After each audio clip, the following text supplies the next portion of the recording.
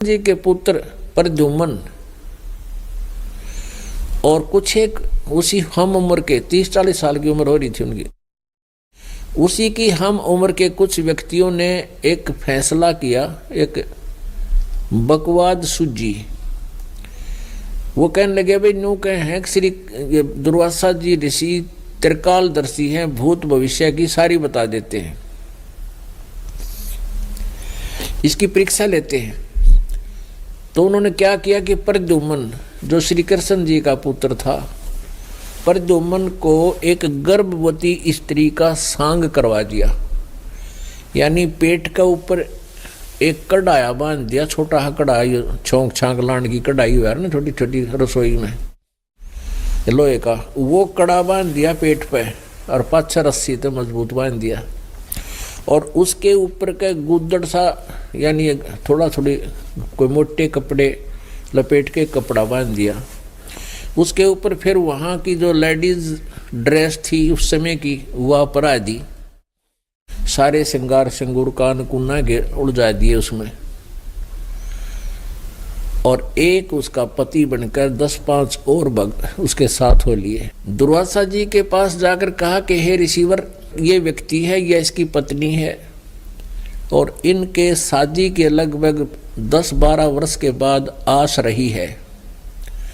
अब ये 10-12 वर्ष के बाद गर्भवती हुई है और ये उतावले हो रहे हैं ये जानने के लिए कि हमारे लड़का होगा या लड़की।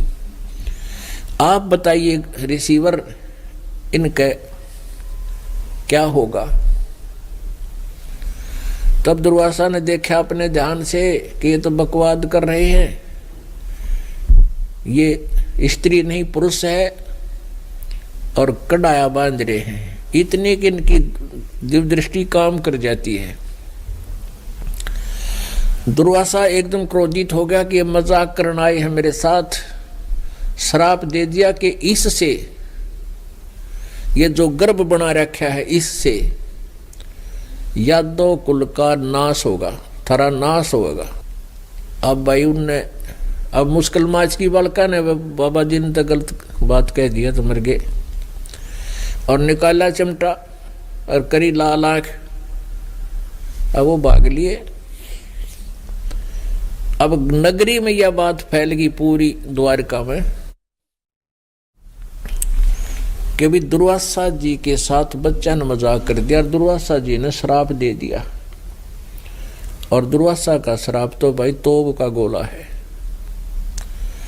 अब ये तो पूरा होगा, नाश हो गया, कति इन्होंने लिख कह दिया थरक यादव कुल का नाश होगा। चिंतित हुए, फिर उन्होंने देखा कि हमारे गुरु जी भी हैं और हमारे राजा भी हैं, श्री कृष्ण जी के पास चलते हैं। कुछ एक कहने लगे हमारे सिर पे भगवान श्री कृष्ण जी विराजमान हैं, हमने किसका डर है, क्यों चिंता करते हो। चलो फिर भी कहने लगे भाई नहीं, श्री कृष्ण जी से इस बात का इस प्रार्थना करते हैं, उनका आदेश लेते हैं। अब श्री कृष्ण जी के पास गए, सभी नगर निवासी चिंतित थे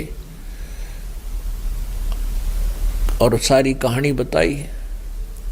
श्री कृष्ण जी ने कहा कि भाई बच्चों को ले जाओ और दुर्वासा जी से माफी मांगो, वही अक्षमा करेगा। बच्चों को ले गए, अगदी बालक से गलती होगी माफ कर दो, आपके बच्चे हैं, गलती से इन्होंने आपके साथ मजाक कर दिया। दुर्वासा बोला नहीं, मैंने जो कह दिया सो कह दिया, अब ये वचन मैं वापस नहीं ले सकता, अपने बच्चा ने समझाया करो। अब वो नगर निवासी फिर वापस आ गए, वह तो पक्का होगा, फाइनल हो गया। पूरे नगर में चूल्हा नहीं चढ़ा, चूल्हा नहीं जलाया किसी ने, अनहार बंद हो गया, किसी ने नहीं खाया कि नाश होगा। तो फिर श्री कृष्ण जी के पास गए, इस पे भगवान आप ही समाधान करो, आप तो सर्वशक्तिमान हो, आप जो चाहे सो कर सकते हो। अब श्री कृष्ण जी ने कहा, देखा कि तो वह घने चिंतित हो गए। श्री कृष्ण जी ने कहा भी ऐसा देखो, ध्यान मेरी बात सुनो, किस चीज से हमारा नाश होगा।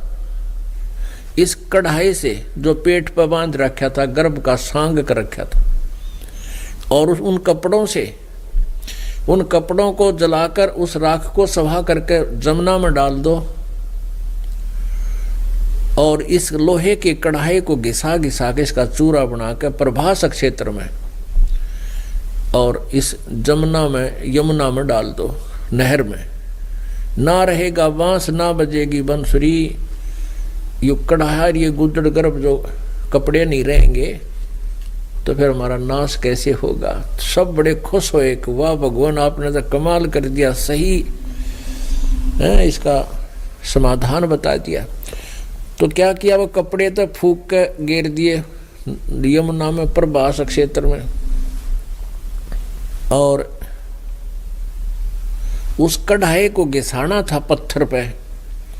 अब उस कढ़ाई को घिसावे नंबर ला दिया भाई रोजाना के 20 आदमियों का कि तुम इसको बारी बारी घिसाओ, चूरा बना दो कति सारे के सारे का। तो उनके वो कड़े तो न्यारे तोड़ दिए, 2 कड़े पकड़न के होते हैं हैंडल टाइप, वो तो दे दिए अलग व्यक्ति आते हैं, भाई तुम कितने दिन में घिसा कर इसका चूरा बना कर जमुना में डालना, ये तुम्हारी ड्यूटी है। और कुछ 50-100 जो उनने अपनी सेवा लगा ली डेली 10-10 मिनट 10 घंटे वो ऐसे घिसावें, वो पूरा कढ़ाया घिसा के, छोटी सी वह कढ़ाई थी, वो घिसा के और चूरा बना के यमुना में डाल दिया नहर में। उधर से एक कड़ा भी घिसा के डाल दिया, लेकिन एक कड़ा किसी आलसी के हाथ में आ रहा था, उसने कुछ घिसाया कुछ ना घिसाया और फेंक दिया जमुना में, होगी ड्यूटी पूरी। अब वो घिसाने से चारों तरफ से चमक गया था वो कड़ा, एक मछली ने कोई खाद्य पदार्थ जान के वो कड़ा खा लिया और बाकी जो चूरा गिर